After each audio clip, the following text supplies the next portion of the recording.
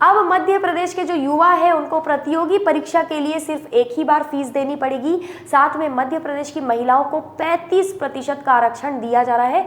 ये जो अभी आखिरी कैबिनेट मीटिंग जो हुई है ना आचार संहिता लगने से पहले, उस कैबिनेट मीटिंग में बहुत बड़े बड़े फैसले लिए गए हैं। उन फैसलों के बारे में ये देखो, ये पूरे पॉइंट्स हैं, ये पॉइंट्स भी मैं बताऊंगी। साथ में तुम्हारे लिए, स्टूडेंट्स के लिए जो ज़्यादा ज़रूरी पॉइंट है वो ये दोनों है। अब ये जो आरक्षण है ये किस तरीके से दिया जा रहा है, और साथ में जो युवा है उनको प्रतियोगी परीक्षाओं में किस तरीके से एक ही बार शुल्क देना है, उसको एक बार समझ लेते हैं ध्यान से। क्योंकि आप लोग जो बार बार पैसे देते हैं ना कॉम्पिटेटिव एग्जाम के लिए, अब आपको वो नहीं देना पड़ेगा। और महिलाओं को किस लिए आरक्षण किस क्षेत्र में दिया जा रहा है वो देख लेते हैं। तो यहाँ पर जो है वन विभाग को छोड़कर, ध्यान रखिएगा, मध्य प्रदेश में जो वन विभाग है उसको छोड़कर जिसमें भी सीधी भर्ती हो रही है सब में 35% पद महिलाओं के लिए आरक्षित होगा। यानी कि मान लो 100 सीट है, मान लो एग्जाम्पल के तौर पर 100 सीट है तो 35 सीट जो है ये महिलाओं के लिए होगा। ठीक है, अब यहाँ पर लिखा हुआ है इसके साथ प्रतियोगी परीक्षाओं की जो तैयारी युवा कर रहे हैं उनको सिर्फ एक बार ही फीस देना पड़ेगा, एक बार ही शुल्क देना पड़ेगा, अलग अलग शुल्क आपको देने की जरूरत नहीं है। यहाँ पर बहुत रात तक मीटिंग चली है, कैबिनेट बैठक चली है, जिसके बाद ये फैसला आया है। आचार संहिता से पहले ये आखिरी कैबिनेट बैठक है ऐसा माना जा रहा है।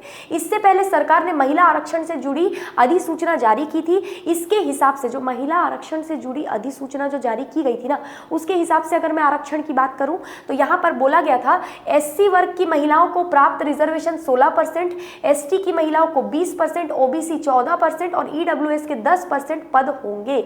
यहाँ पर ये बोला गया था अधिसूचना में। इसके लिए मध्य प्रदेश सिविल सेवा नियम जो था 1997 का जो नियम था उसमें संशोधन किया गया है। अब यहाँ पर देखो, अब यहाँ पर लिखा है आधी आबादी को अभी सिर्फ शिक्षक भर्ती में 50% आरक्षण यहाँ पर दिया जा रहा है। ठीक है, सरकारी नौकरी में महिलाओं के लिए 33% पद आरक्षित करने का प्रावधान है जिसे 1995 में लागू कर दिया गया था। इसमें 28 साल बाद 2% बढ़ोतरी कर दी गई। ठीक है, अब मध्य प्रदेश में वर्तमान में शिक्षकों की भर्ती में 50% महिलाओं के लिए आरक्षण दिया गया है। पुलिस भर्ती में 30% आरक्षण दिया जा रहा है। अन्य विभाग जो दूसरे डिपार्टमेंट जो है उनमें 33% के हिसाब से आरक्षण है। यह आरक्षण प्रभाववार कर दिया गया है। ठीक है, तो यहाँ पर जो यानी जिस संवर्ग में जितने पद आरक्षित होंगे उनमें महिलाओं के लिए निर्धारित संख्या में पदों में आरक्षण होगा। ठीक है, और ध्यान आपको ये रखना है कि युवाओं के लिए ये बहुत बड़ा एक न्यूज़ है। जो आर्थिक रूप से कमजोर है, बार बार किसी एग्जाम का फीस नहीं भर पा रहे, उनके लिए कितनी बड़ी खबर है, ये बहुत बड़ी न्यूज़ है ये, है ना। अच्छा, अब यहाँ पर कुछ इंपॉर्टेंट कैबिनेट के फैसले देख लेते हैं जो ये मीटिंग के बाद लिए गए हैं। ध्यान से इन पॉइंट्स को समझना क्योंकि ये शायद दिखाई ना दे रहा हो, मैं पढ़ के इनको तुम लोग को समझा देती हूँ। पीएम मित्र टेक्सटाइल पार्क के लिए एसपीवी बनाने को मंजूरी दे दी गई है। ठीक है, मेडिकल शिक्षकों को 7वां वेतनमान 2016 से मिलेगा, इस प्रस्ताव को मंजूरी दे दी गई है ना। 4 जिले उज्जैन में उन्हेल, बालाघाट में लामता, रायसेन में बमोरी और सुल्तानगंज एवं मंदसौर जिले में कयामपुर नई तहसील बनाई जाएगी। नेक्स्ट है संविदा कर्मियों को आयुष्मान योजना में शामिल किया जा रहा है। उसके बाद है शहीद वन कर्मियों के लिए सहायता राशि 10 लाख से बढ़ाकर कितना कर दिया गया, 25 लाख कर दिया गया। ये बहुत बड़ी खबर है। शहीद वन कर्मियों के लिए 10 लाख से बढ़ाकर सहायता राशि 25 लाख कर दी गई। 18 बड़ी और मध्यम सिंचाई परियोजनाओं से जुड़े प्रस्ताव को मंजूरी दे दी गई है। 6000 करोड़ से बनने वाली इन परियोजनाओं से 1150 गांव को प्रॉफिट होगा।